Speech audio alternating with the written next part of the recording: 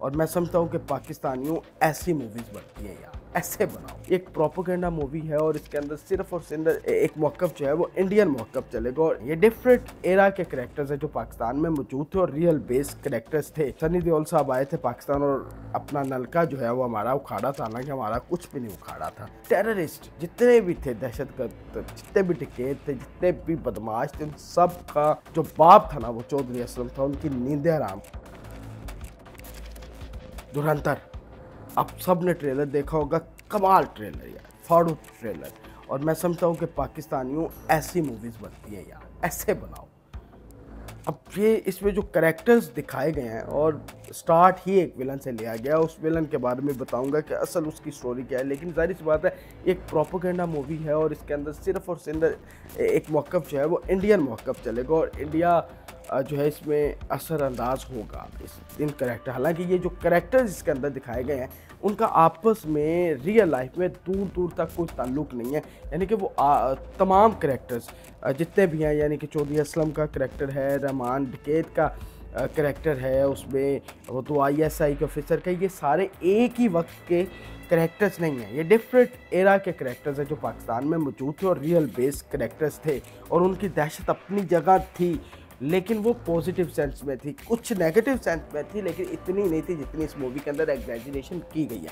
और इसमें एक कैरेक्टर है रणवीर सिंह का, जो कि major Mohit Sharma, real base एक कैरेक्टर है हिंदुस्तानी फ़ौज का, जो कि कश्मीर के अंदर एक स्पाई ऑपरेशन करता है और उसके अंदर एक टेररिस्ट ग्रुप के 2 बड़े लोगों को जो है वो कत्ल कर देता है। लेकिन वो कैरेक्टर, वो स्पाई जो है कभी भी पाकिस्तान नहीं आया, लेकिन इस मूवी के अंदर आपको वो पाकिस्तान भी आता नज़र आएगा। जैसे सनी देओल साहब आए थे पाकिस्तान और अपना नलका जो है वो हमारा उखाड़ा था, हालांकि हमारा कुछ भी नहीं उखाड़ा था। तो वो एक प्रोपेगेंडा मूवी, उसी तरह इसको भी जो है वो पाकिस्तान में लाया जा रहा है। और लियारी बेसिकली कराची का वो इलाका जो आप माजी में देखें, लियारी का खौफ होता था और लियारी के अंदर हर तरह की जो एक्टिविटीज़ थी, ड्रग्स की, भत्ताखोरों की, ये अरूज पर थी।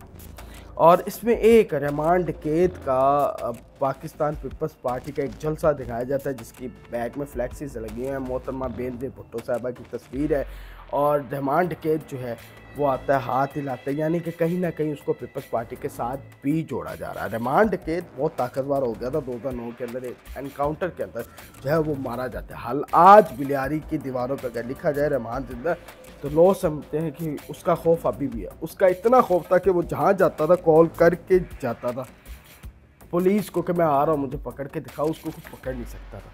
वहीं दूसरी तरफ चौधरी असलम एक करेक्टर है, SP चौधरी असलम, वो एनकाउंटर स्पेशलिस्ट है। यकीन करें वो पुलिस का बहादुर जानबाज सिपाही और SP था ना, जिसने मैं समझता हूँ कि दुश्मनों की नींदें हराम की हुई थी। ना सिर्फ दुश्मनों की, टेररिस्ट जितने भी थे, दहशतगर्द जितने भी टिकेट थे, जितने भी बदमाश थे, उन सब का जो बाप था ना वो चौधरी असलम था, उनकी नींदें हराम कर दी थी। एनकाउंटर स्पेशलिस्ट माना जाता था। अब उसमें 2 ISI के कैरेक्टर्स दिखाए गए, उसमें अजीत दोवल का कैरेक्टर भी दिखाया गया। अजीत दोवल जो पाकिस्तान के अंदर अभी भी जो है वो हर तरह की प्रॉक्सी वॉर्स का सरगना है और पाकिस्तान के अंदर जितनी दहशतगर्दी हो रही है वो सारी की सारी उसी वजह से हो रही है। ना सिर्फ अब हो रही है, बहुत देर से हो रही है, क्योंकि वो RSS नज़रिया, हिंदुत्व, अखंड भारत की जो सोच है ना वो अजीत दोवल के अंदर है। तो वो ये सारी हत्या, कुलभूषण यादव का जो पकड़ा जाना और पाकिस्तान के अंदर स्लीपर सेल्स रॉ के मौजूद होना, ये सारी की सारी साजिश अजीत दोवल की। अब उसमें 2 कैरेक्टर्स में जनरल ज़ियाउल हक का जिक्र है, क्योंकि जनरल ज़ियाउल हक के दौर के अंदर अजीत दोवल पाकिस्तान आया था इंडिया एम्बेसी के ज़रिए और उसने यहाँ साजिश करने की कोशिश की थी, लेकिन मुंह की खानी पड़ी थी। एक एक पकड़ के स्लीपर सेल को पाकिस्तान के ISI ने मारा था। अब उसमें 2 मेजरों का जिक्र हो रहा है ISI के। मैं यकीन से कह सकता हूँ कि उन दोनों का जो है वो हिंदुस्तान की सिक्योरिटी फोर्सेस की, उन दोनों ने नींदें हराम की हुई थी। वो जानबाज सिपाहियों ने ना हिंदुस्तान की तबाही फेरी हुई। अब इनको जो नेगेटिव कैरेक्टर दिखाया गया है उन दोनों का हालांकि बड़ा पॉजिटिव है, उन्होंने तबाही फेर दी थी, उनकी नींदें हराम की थी इंडियन फोर्सेस की। तो वो 2 कैरेक्टर्स भी। तो ये ओवरऑल एक जो पैकेज है वो धुरंधर के अंदर आया है। प्रोपेगेंडा मूवी है, वो मैंने आपको सारी तफसील बताई, लेकिन ये कैरेक्टर्स पाकिस्तानी, अगर पाकिस्तान के अंदर मूवी बनती तो हम रियल बेस बनाते और उसमें जो करेक्टर्स अजीत धर जो कि इस मूवी के डायरेक्टर और राइटर भी हैं, उनकी एक बड़ी खूबसूरत बात है, उन्होंने एक एक करेक्टर मतलब ठीक है एक प्रोपेगेंडा मूवी है, लेकिन उस करेक्टर के लिए ना उन्होंने, मैं समझता हूँ कि कोई ना इतना दयानतदारी से काम किया। संजय दत्त को चौधरी असलम का करेक्टर देना, जो कि बिल्कुल मैं समझता हूँ उस करेक्टर के लिए बेहतरीन किरदार था संजय दत्त का। दूसरा, अक्षय खन्ना को रहमान डकैत का करेक्टर देना, और मैं समझता हूँ कि उससे बेहतर कोई निभा ही नहीं सकता। और अर्जुन रामपाल को वो करेक्टर्स देना, यार ये जो बंदे इसने मेथड एक्टर्स चुने हैं ना, कि वाकई वही एक्टिंग कर सकते थे, कमाल है।